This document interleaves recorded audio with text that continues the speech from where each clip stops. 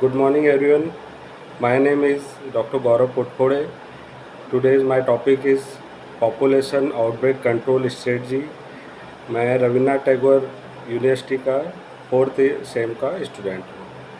आज का जो हमारा टॉपिक है पॉपुलेशन आउटब्रेक स्ट्रेटजी, इसके बारे में हम डिस्कस करेंगे।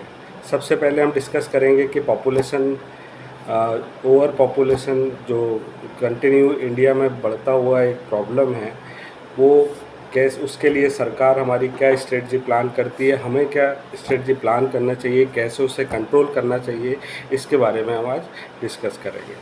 सबसे पहले बढ़ती हुई पॉपुलेशन का कारण हमारे देश में क्या क्या परेशानियां देखने को मिलती है।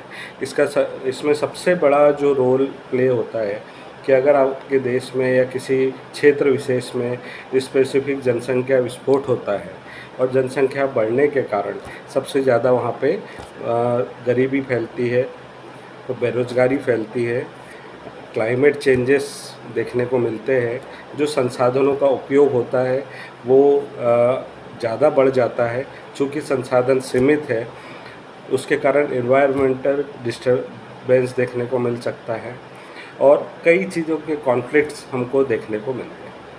तो जब जनसंख्या बढ़ती है तो इसका कई दुष्प्रभाव समाज पे देखने को मिलता है। क्या इंडिया में जनसंख्या वृद्धि जो रेगुलर हो रही है, इसमें हम देखते हैं कि 1951 में सबसे पहले इंडिया ऐसा देश बना जो कि पॉपुलेशन कंट्रोल प्रोग्राम को लेकर शुरुआत की गई। 1970 में इंदिरा गांधी द्वारा नसबंदी, जो संजय गांधी उसके को प्रमोट किए, नसबंदी कार्यक्रम चलाया गया, फोर्सफुली नसबंदी प्रोग्राम चलाया गया, वो भी फेल हुआ। 2000 में मोदी जी ने बोला पॉपुलेशन के बारे में, विस्फोट के बारे में।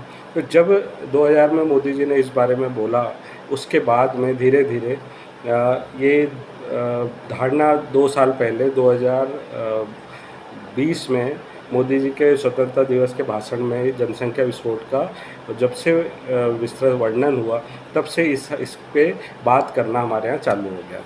तो जनसंख्या विस्फोट ज़्यादा के बारे में जब हम बात करते हैं तो ये अधिकतर देखने में आता है कि पॉपुलेशन और इकोनॉमिक ग्रोथ दोनों इक्वली एक दूसरे को चैलेंज करते हैं। अगर आपकी पॉपुलेशन ग्रोथ बढ़ रही है तो इकोनॉमिकली उसका डिस्टर्बेंस देखने को मिलता है। शॉर्ट टर्म, मिड टर्म में तो हमें ये चीज़ लॉस में, इकोनॉमी लॉस में दिखती है, लेकिन जब हम देखते हैं कि लॉन्ग टर्म में जब आपके पास में वर्किंग एज बढ़ जाते हैं, वर्किंग हैंड्स बढ़ जाते हैं, तो पॉसिबिलिटी है कि इकोनॉमिक ग्रोथ भी बढ़ जाती है। तो इसके कारण कुछ चीज़ें देखने को मिलती है। अभी जैसे पॉपुलेशन बढ़ रही है तो इसमें एक बहुत बड़ा जो प्रॉब्लम देखने को मिल रहा है कि बेरोज़गारी जैसे बढ़ जाती है, फीमेल की मोर्टेलिटी बढ़ जाती है, बच्चों की जो ग्रोथ होनी चाहिए, बच्चों को जो स्वास्थ्य शिक्षा मिलनी चाहिए, वो सही मात्रा में नहीं मिलती है। तो कई स्ट्रेटजी इसके तहत की गई है, जिसके उसमें सबसे बड़ा जो फैमिली प्लानिंग प्रोग्राम्स जो इंडिया में चलते हैं, उसमें कई चीज़ें अभी रन कर रही है। अब 1960 के आसपास हम देखते थे तो जो TFR वैल्यू आती थी वो 4.5 आती थी इंडिया की, और सारा विश्व इसके लिए चिंतित था। लेकिन अभी हम देख रहे हैं कि 2031 तक के ऐसा टारगेट है कि इंडिया की TFR 2.1 हो जाएगी। 2.1 TFR का मतलब है रिप्लेसमेंट फर्टिलिटी रेट।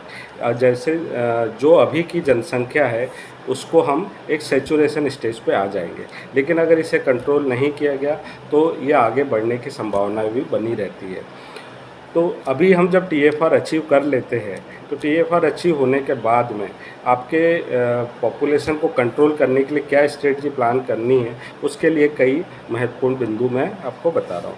उसमें सबसे पहला जो पॉइंट है कि आपको वुमेन का एजुकेशन बढ़ाना है, कॉन्ट्रासेप्टिव यूजेस का उपयोग बढ़ाना है, मैरिज की एज वुमेंस की बढ़ाना चाहिए, जिससे जनसंख्या कंट्रोल हो सकती है। पुअर्टी रेट को कम करना चाहिए। सबको आर्थिक संपन्नता के लिए हमें कई कदम उठाने चाहिए। रिसोर्सेस, आप अपने संसाधनों का उपयोग कम से कम कैसे सही मात्रा में करें और कैसे अपने रिसर्च सोर्सेस का, संसाधनों का उपयोग हम उचित तरीके से करें और उनका बचाव करते चलें। और फैमिली प्लानिंग में इन्वेस्टमेंट बढ़ने चाहिए। अगर इस तरीके से हम लोग आगे बढ़ते हैं तो ये पॉपुलेशन धीरे धीरे कंट्रोल होने की संभावना बनी रहती है। अभी TFR अचीव 9 स्टेट में अभी भी बढ़ा हुआ आ रहा है। उसमें खासकर हरियाणा, यूपी, बिहार, MP ऐसे स्टेट है जहाँ पे अभी TFR अचीव होने नहीं हुआ है। तो इस पे हमें रेगुलर काम करने की ज़रूरत है। हमारी पूरी दुनिया